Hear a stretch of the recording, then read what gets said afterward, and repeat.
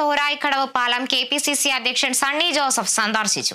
KPCC working president Shafi Parambil, Kozhikode DCC president K Praveen Kumar തുടങ്ങിയ നേതാക്കളും ഒപ്പമുണ്ടായിരുന്നു.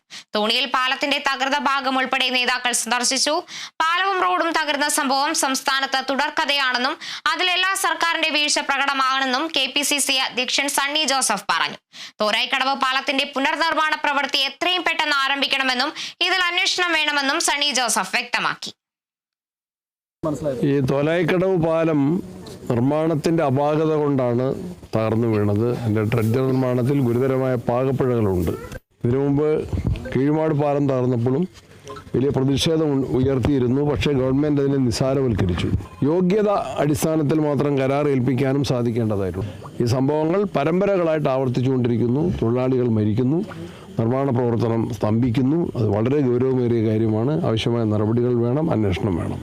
ഗവൺമെൻറ്റിൻ്റെ വീഴ്ചകൾ വളരെ പ്രകടമാണ്.